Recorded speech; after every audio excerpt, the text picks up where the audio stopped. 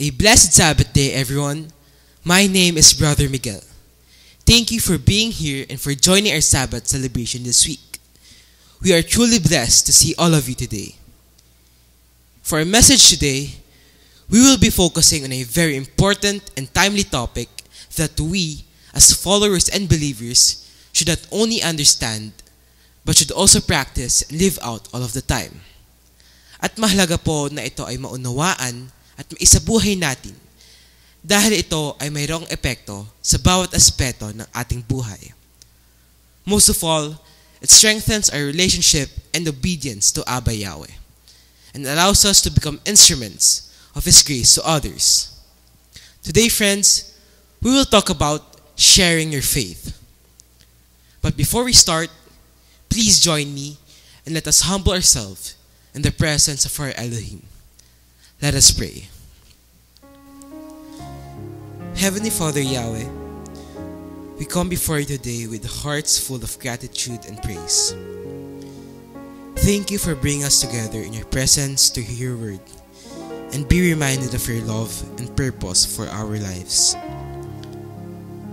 As we prepare to reflect on your message today, we ask for your guidance and wisdom. Open our hearts and minds so that we may receive your truth with clarity and understanding. And may your Holy Spirit stir within us a renewed passion to proclaim your truth to those who are lost, searching, and in need of your presence in their lives. Father Yahweh, empower us to be bold and unashamed of your truth. Help us overcome fear, doubt, and hesitation so that we may speak and share your word with confidence and love. Remind us that we are not alone in this mission. You go before us, equipping us with everything we need to witness for you and our Messiah Yeshua. Bless this time, Father Yahweh. May every word spoken and every thought pondered draw us near and closer to you. We commit to you this day, and may everything we do be for your honor and glory. In Yahshua's name we pray. Hallelujah. Friends, our message today is entitled The Importance of Sharing Your Faith. The importance of sharing your faith, o ang kahalagahan ng pagbabahagi ng inyong pananampalataya. But before we start, I want you to imagine first. Try to imagine that you were able to discover a cure for an illness or disease. Try to imagine na natuklas ka ng gamot o lunas para sa isang sakit na makakatulong sa mga tao. Now my question is, would you keep it to yourself or are you going to share it with many people as possible? Ito ba ay ibabahagi mo sa ibang tao para makatulong ka at makabuti sa kanila? Friends, the world is filled with people searching for hope, meaning, and purpose. Many people are lost, hurting, and struggling, and they don't even know what to do or where to go. In that same way, the world is filled with people who doesn't know our Almighty Father Yahweh. Many people are lost, they are without hope and purpose, because they don't have our Almighty Father Yahweh in their lives. And the thing is, how will people know our Almighty Father Yahweh if no one will tell them? Paano nila makikilala at malalaman ang tungkol sa ating Amang Yahweh kung walang magsasabi at maghahayag sa kanila? Friends, there's a common saying that goes, seeing is believing, or to see is to believe. It means people rely on visible proof before they accept something as true. People are after tangible or physical indication of something before accepting it as real. Ibig sabihin, kailangan muna nilang makita o mahawakan bago sila maniwala na totoo ang isang bagay. But when it comes to faith, the truth is often opposite. Believing leads to seeing. Ibig sabihin, maniwala ka na totoo para makita mo. You see, Faith calls us to trust in Yahweh's promises, even if we can physically see or hear Yahweh making those promises. Faith calls us to believe in Yahweh's miracles and wonders, even if we can physically see Yahweh working in our lives. Dahil ang pinanghahawakan natin, pag naniwala tayo, ipapakita sa atin ng ating Amang Yahweh. However, for others to believe and acknowledge, they want to hear and witness first. Para maniwala sila, kailangan muna nilang marinig at makita. That's why, every time we share our faith to people, we are the physical proof that they want to hear and see first. Every time we share our faith, we are the tangible and visible proof for Almighty Father Yahweh to a world that is searching for hope, purpose, and meaning. Tayo po yung nagsisilbing patunay na totoo ang ating Amang Yahweh.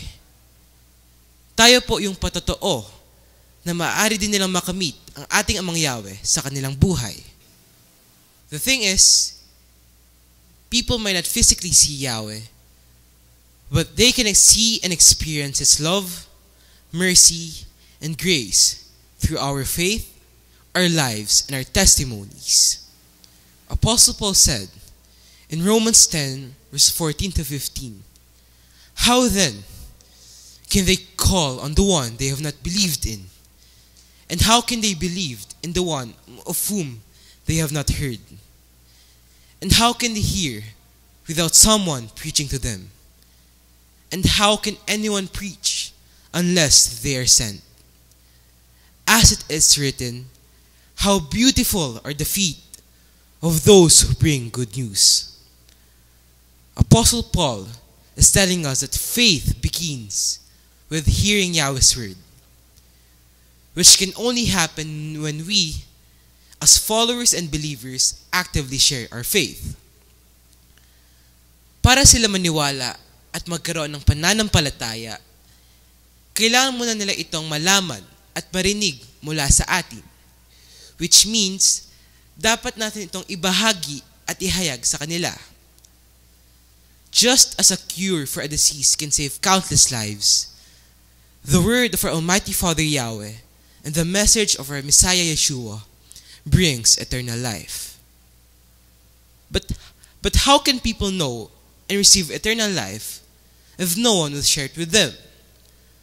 Paano nila malalaman ang patungkol sa buhay na walang hanggan kung walang magsasabi at maghahayag sa kanila? That's why Apostle Paul said in Romans 1:16, "I am not ashamed to tell people the good news." Yahweh uses that good news to show His great power. He uses it to save people who believe in Yahshua Messiah. First, Yahweh saves all Jews who are believers, and He also saves all Gentiles who are believers. Apostle Paul is telling us that as followers and believers, it is our purpose to proclaim the good news to people. Bilang mananampalataya, layunin natin ang ibahagi at ihayag ang mabuting balita sa ibang tao, so they can also see and experience Yahweh's great power, so they can also believe and receive the gift of eternal life. And when Apostle Paul said, "How beautiful are the feet of those who bring the good news," he is telling us that sharing or being messengers of Yahweh's word to the people is actually a privilege and honor. Karangalan po ang makapagbahagi ng mga salita ng ating Amang Yahweh. It is never a burden or inconvenience. In fact, it is our purpose, it is our unique calling that allows us to be part of Yahweh's plan for salvation. Kaya wag po tayong mahihiya sa pagpapahayag ng mabuting balita. Huwag tayo mag-aalinlangan sa pagbabahagi ng ating pananampalataya. Because sharing our faith to people is Yahweh's way of calling them into His presence. It is Yahweh's way of making them experience His love and faithfulness. Now, speaking of sharing our faith, what does faith actually mean? Ano ba ang ibig sabihin ng pananampalataya? Saan ba nanggagaling yung ating pananampalataya at paano natin ito mababahagi sa ibang mga tao? Let us read Hebrews 11:1. Now faith is the confidence in what we hope for an assurance about what we do not see. Ang pananampalataya daw po ay ang pagtitiwala na matutupad ang mga inaasahan natin. Ito daw po ang katiyakan o kasiguraduhan sa mga bagay na hindi natin nakikita. It means faith is the reason why we believe in something even if we haven't seen it. Naniniwala tayo kahit hindi pa natin nakikita dahil meron tayong pananampalataya. Same thing with Noah.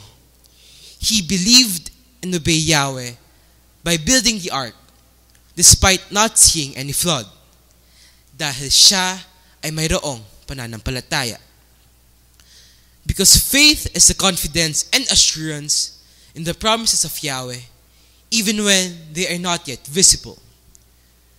Faith is the anchor that holds us steady and gives us the assurance that Yahweh's promises are true even if we cannot see them. Ang pananampalataya po ang nagbibigay sa atin ng kasiguraduhan na totoo at matutupad ang mga pangako ng ating Amang Yahweh. A good example is Abraham. Because of his faith, Abraham willfully obeyed Yahweh and left everything behind to go to a place that he didn't even know. Because of his faith, Abraham believed Yahweh's promise of a son despite his old age.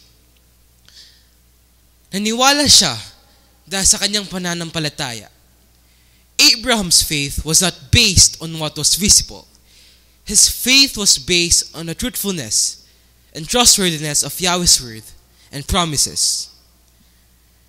Dahil naniwala at nanampalataya si Abraham, nakita niya yung katuparan ng mga pangako ng ating Amang Yahweh sa kanya.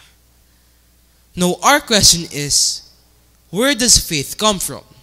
Saan ba nagmula ang ating pananampalataya? Sino ba ang nabigay nito sa atin? Let us read Jude 1 verse 3. Dear friends, I wanted very much to write to you about the salvation we all share together, but I felt the need to write to you about something else. I want to encourage you to fight hard for your faith that Yahweh gave His holy people. Yahweh gave this faith once, and it is good for all time. The scripture is telling us that as part of Yahweh's chosen people, our faith was given to us by Yahweh Himself. Ito po ay kaloob sa atin ng ating Amang Yahweh. That's why our faith is also a blessing, a precious gift from Yahweh. Ito po ay isang mahalagang pagpapala at biyaya mula sa ating Amang Yahweh. Because our faith is proof that we belong to Yahweh. It is our identity that we are Yahweh's children that He has set apart from the rest. Paano naman po yung mga ibang tao? Paano sila magkakaroon ng pananampalataya? Let us read Romans 10:17.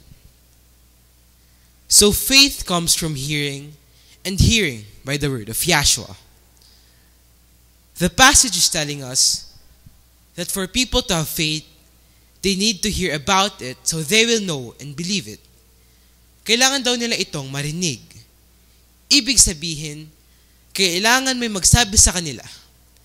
And like what we said, bilang mga mananampalataya, tayo po ang magtatanim at magbabahagi nun sa ibang mga tao. You see, when we share our faith and proclaim the truth about Yahshua's death and resurrection, we are also planting seeds of faith in the hearts of others. But these seeds of faith can only grow if they are consistently nurtured and exposed to Yahweh's word and truth. Because without Yahweh's word and truth, the seeds of faith that we planted will not take root. Hindi po tutubo at lalago ang pananampalataya sa isang tao kung wala ang salita ng ating Amang Yahweh. This highlights the importance of sharing, preaching, and witnessing to others. Because without these, others will never have the chance to believe and have faith in our Almighty Father Yahweh. Kaya talagang mahalaga po ang pagpapahayag at pagbabahagi ng mga salita ng ating Amang Yahweh. In fact, it is so important that we are commanded and commissioned to proclaim Yahweh's word to all people. Tayo ay inatasan na ipahayag at ibahagi ang mga salita ng Amang Yahweh. Ang sabi po sa Mark 16:15, Yahshua said to the followers, "Go everywhere in the world. Tell the good news to everyone." Our Messiah Yeshua himself told his disciples to share the good news to all people. Sila po ay inatasan ng ating Messiah Yeshua na ibahagi at ipangaral ang salita ng ating Amang Yahweh. The truth is, as present-day followers and believers, we are also part of this command. Bilang mga kasalukuyang mananampalataya, dapat din nating ibahagi at ipangaral ang salita ng ating Amang Yahweh sa mga tao. Which means, sharing the good news is not optional. It is a divine responsibility that Yahshua entrusted to us. Yahshua himself commissioned his disciples, and we are part of that great commission. It means we are expected to share and proclaim the good news, just like Yahshua's disciples. So let me ask you one thing. Ginagawa po ba natin ito? Ipinapahayag po ba natin ang mga salita ng ating Amang Yahweh sa ibang tao tulad ng inaata sa atin ng ating Messiah Yeshua? Are you planting seeds of faith by proclaiming the good news to other people? Or maybe you're too ashamed to speak of the truth. Baka naman nahihiya kang magbahagi ng salita at katotohanan ng ating Amang Yahweh. Friends, to share and proclaim the good news is a call to action that has eternal significance. Hindi lang po ito basta inutos sa atin. You see, when we share the good news, we also align ourselves with Yahweh's plan to reach those who are lost and seeking. It's not just about increasing numbers in the church. It's about leading people into a relationship with our Almighty Father Yahweh. Kaya ito ay mahalagang bahagi ng ating pagiging mananampalataya. Because if we are not willing to be messengers of the good news, the message will remain unheard, and others will never get the chance to experience the great and transformative power of our Almighty Father Yahweh through His Son, our Messiah Yeshua. Kaya sana po, mga kapatid, mga kaibigan, patuloy nating sikapin na maihayag at maibahagi ang salita at katotohanan ng ating Amang Yahweh. Nawa ay gawin natin ang lahat ng ating makakaya upang maging gandaan tayo sa pagkakaroon ng pananampalataya ang ibang mga tao. The great thing is, we don't need to fear. We don't need to worry because we are not alone in doing this. Because Yahweh has empowered us with the Holy Spirit to boldly proclaim His word and truth. Tayo po ay binigyan ng ating Amang Yahweh ng kakayahan na ibahagi at maihayag ang kanyang salita sa pamamagitan ng banal na Espiritu. Let us read Acts 1, verse 8. But the Holy Spirit will come upon you and give you power. Then you will tell everyone about me in Jerusalem, in all Judea, and Samaria, and everywhere in the world. Sa pamamagitan ng banal na Espiritu, tayo po ay binigyan ng kakayahan na maibahagi at maihayag ang mabuting balita sa ibang mga tao. Through the Holy Spirit, we are equipped to witness, to share, to preach, and to proclaim Yahweh's word and truth. With the power of the Holy Spirit, we can speak of the good news with boldness and great confidence. Sa pamamagitan ng banal na Espiritu, nagiging handa tayo sa pagkakataon na maaari tayong makapaghayag ng mabuting balita. Because when it comes to sharing our faith and the good news, we must always be ready. We cannot expect to always have the right and perfect moment to share with others. We cannot just sit back and wait for the right opportunity to come for us to share with others. Paano po kung wala yung perfect moment? Paano po kung walang right opportunity? Does it mean hindi na tayo mag-share sa ibang tao? You see, friends, sharing the good news is not about having the perfect moments and right opportunities. It is a call to always be ready and prepared whenever and wherever. Ano po ang sabi sa 2 Timothy chapter 4 verse 2? Preach the word of Yahweh. Be prepared, whether the time is favorable or not. Patiently correct, rebuke, and encourage your people with good teaching. The passage is telling us to always be ready to share Yahweh's word, regardless of time and circumstances. Sa anumang panahon, ito man ay naaayon o hindi, dapat ay palagi tayong handa na magbahagi at maghayag ng mabuting balita.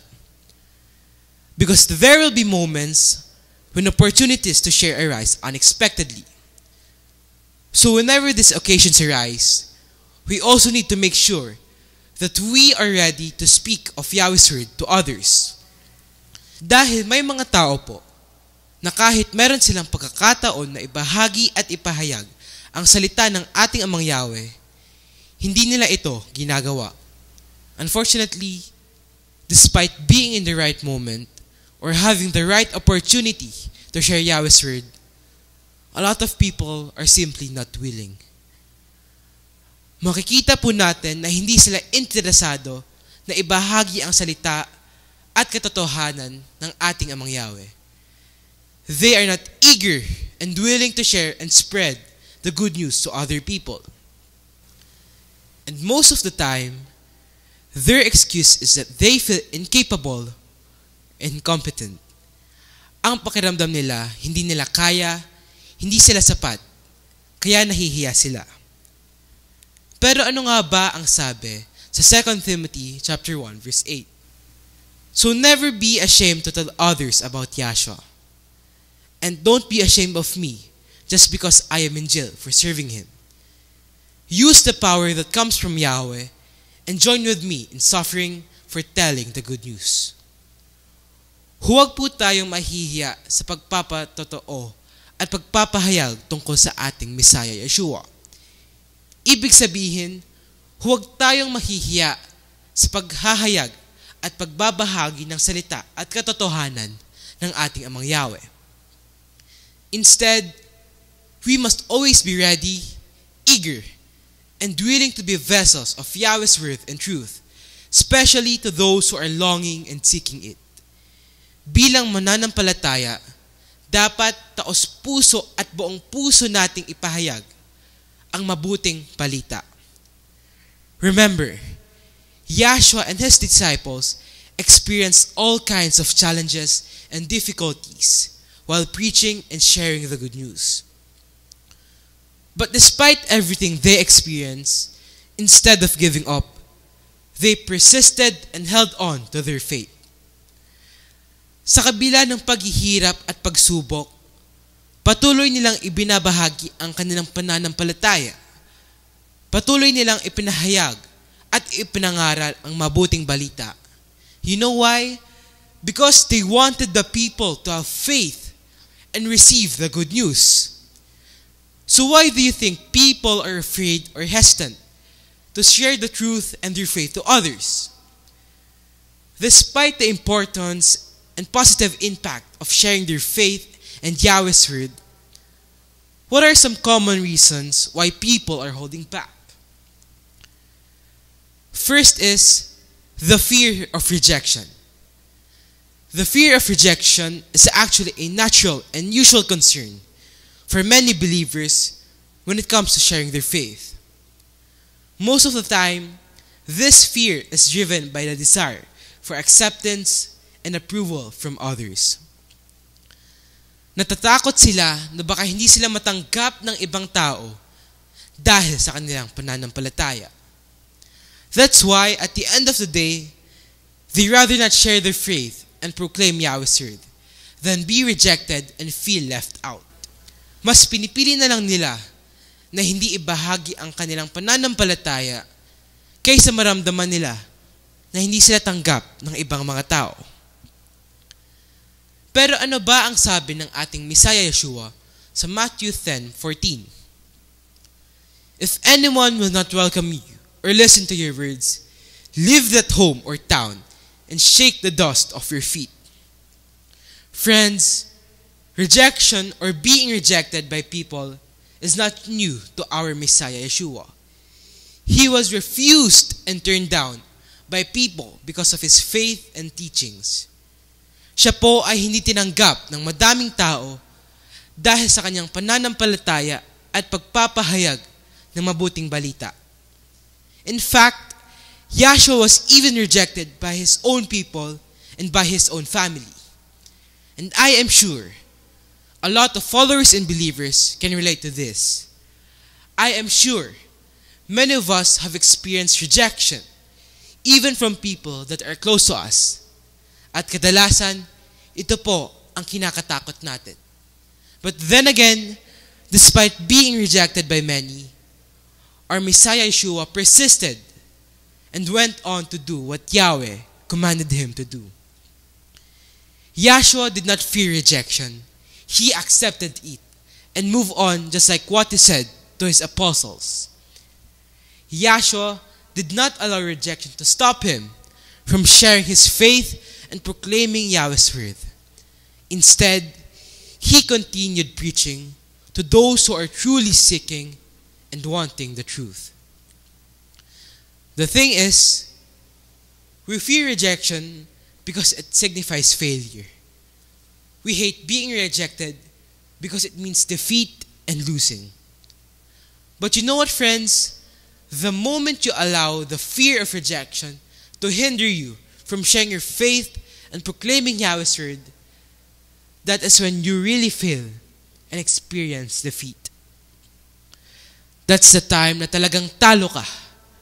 Kapag hinayaan mong pigilan ka ng takot na ibahagi ang iyong pananampalataya at ipahayag ang mabuting balita sa ibang mga tao. Remember, whether we like it or not, rejection is part of sharing our faith to other people. Because we really can't please everyone all the time. So there will be people that will disregard and refuse what you share to them.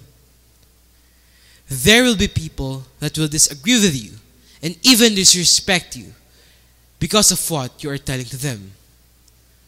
But like we said, it's all part of sharing our faith and the good news to other people. Ang mahalaga, patuloy tayo na nagbabahagi ng ating pananampalataya. Ang mahalaga, patuloy nating ipinapahayag ang salita at katotohanan ng ating Amang Yahweh. Remember, friends, rejection is not a sign of failure. It is a reminder that salvation is Yahweh's work, not ours. Tayo po ay tagatanim lang. Ang ating Amang Yahweh ang magpapatubo nito. Now, another common reason why people are hesitant to share their faith to others is the feeling of not being qualified. A lot of people feel inadequate or insufficient to share their faith to others. They feel that they lack the ability to effectively share Yahweh's word. And because of this feeling, kesa subukan, hindi na lang nila ginagawa. They rather accept that they are not qualified to do Abba Yahweh's work than look for ways to improve themselves and be better. But you know what, friends? The truth is, Yahweh doesn't call the qualified. He qualifies the called. It means Yahweh doesn't choose people who are qualified for the task. Yahweh makes them qualified for the task. That's why, throughout the scripture, we can see examples of flawed and imperfect people being qualified and used by Abba Yahweh to fulfill His work. Moses, for example. Moses was initially hesitant and self-doubting. He even begged Yahweh to just send someone else instead of him. But despite his speech impediment and lack of experience, Moses was still called by Yahweh to lead the Israelites out of Egypt. Moses felt that he was unqualified for the task, but Yahweh chose him and made him capable to fulfill the significant mission. Another example is David. He was chosen by Yahweh and was anointed as king of Israel while he was just a shepherd boy. Clearly, David was not the obvious choice among his brothers. Even Prophet Samuel had a misjudgment, thinking that one of David's older and more prominent brothers was the one Yahweh had chosen. So pati po si Prophet Samuel, hindi inakala na si David ang pinili ng ating Amang Yahweh. Pero ano ang ginawa ng ating Amang Yahweh? He equipped David with courage and skills, leading him to defeat Goliath and eventually making him a great king. And you know what, friends? The great thing is, Yahweh will do the same to us. Gagawin ng ating Amang Yahweh sa atin kung ano ang ginawa niya kay Moses at kay David. We may think that we are unqualified. We may feel that we are inadequate or insufficient. Iniisip natin na hindi natin kaya. Wala tayong kakayahan. Hindi tayo sapat. But remember, we are called and chosen by our Almighty Father Yahweh. Which means Yahweh will be the one to make us capable and qualified. Siya ang magbibigay sa atin ng kakayahan. Remember, if Yahweh can use hesitant, self-doubting, and unqualified people to accomplish His will and purpose, Yahweh can definitely use us too. Because with Yahweh, nothing is impossible. With Yahweh, nothing is too hard or too difficult. Kaya sa tulong at gabay ng ating Amang Yahweh, kakayanin nating magbahagi ng ating pananampalataya at kakayanin nating magpahayag ng mabuting balita.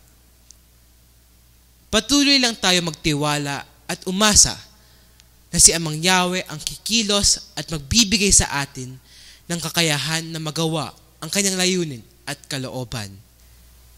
Kaya ang sabi po sa Philippians chapter 2 verse 13, yes, Yahweh is working in you to help you what to do, what pleases Him. Then He gives you the power to do it. Yahweh will give us the power and the ability to fulfill what He wants us to do. He will give us the ways and means for us to succeed. And that includes sharing our faith and the good news to other people. Again, kailangan lang natin magtiwala at umasa na hindi niya tayo pababayaan. Friends, when it comes to sharing our faith to others, it is not always easy. In fact, the more we share our faith, the more we will face trials and challenges along the way. The more we are determined and persistent about our faith, the more it will be tested. Sa pagbabahagi natin ng pananampalataya, patuloy din itong susubukin. Patuloy itong guguluhin at lilinlangin ng kaaway. You know why? Because the enemy's goal is to make us doubt. Ang gusto ng kaaway, mag-alinlangan tayo sa ating pananampalataya at sa ating Amang Yahweh. The enemy wants us to doubt because the doubt makes our faith weak and powerless. The enemy wants us to doubt because it signifies lack of faith, and it hinders our faith in Yahweh. The enemy will make us think, how can I share my faith if I'm not even 100% sure about it? Because this negative mindset will make us hesitate and lose interest in sharing our faith to others. Ito po ang gusto ng kaaway, ang hindi natin maibahagi ang ating pananampalataya. That's why we are reminded in 1 Corinthians chapter 16 verse 13, be on guard, stand firm in the faith, be courageous, be strong. As followers and believers, we are instructed to hold on and to remain firm in the faith. Magpakatatag tayo sa pananampalataya. Huwag nating hayaan na mangibabaw sa atin ang pagdududa at alinlangan. Huwag nating hayaan ang kaaway na guluhin at pahinain ang ating pananampalataya. As followers and believers, let us value and care for our faith. Let us strive to do what is good and best for our faith. As we continue to share our faith to others, patuloy din natin pangalagaan, ingatan, paluguin, at patatagin ang ating pananampalataya. In every season, in any situation, and in all circumstances, anumang problema o pagsubok ang ating kinakaharap, let us choose to stand firm in faith, live by faith, and share our faith. Huwag tayong matakot. Huwag tayo panghinaan ng loob. Huwag nating isipin na hindi natin kaya at huwag tayo mag-alinlangan. Because Yahweh is with us every step of the way. Remember, Yahweh wants to use us to plant seeds of faith in the hearts of others. He wants us to use our faith to inspire and to encourage others to be in the faith. And Yahweh wants us to share our faith so we can lead others to our Messiah, Yeshua. At ang ating Amang Yahweh po mismo ang magbibigay sa atin ng pamamaraan upang magawa natin lahat ito. Hallelujah! For our closing passage, let us read Matthew 5, verse 14 to 16. You are the light that gives light to the world. A city that is built on a hill cannot be hidden, and people don't hide a light under a bowl. They put the light on a lampstand. Then the light shines for all the people in the house. In the same way, let your light shine before others, so that they may see the good things you do and glorify your Father in heaven. Friends, the passage is telling us that our faith is not meant to be hidden. It is not intended to be kept, especially from other people. Hindi po ito ang layunin ng ating Amang Yahweh sa pagbibigay sa atin ng pananampalataya. Our Almighty Father Yahweh wants us to share and proclaim our faith because our faith is a light that shines brightest when shared. And Yahweh wants our faith to be visible and impactful, especially to those who are lost in the dark. That's why, in a world filled with uncertainty and doubt, sharing our faith becomes more than just a purpose from Yahweh. It becomes an act of love and compassion. It becomes an opportunity for others to experience Yahweh's goodness and kindness in their lives. Kaya hindi lang po tayo basta nagbabahagi ng pananampalataya.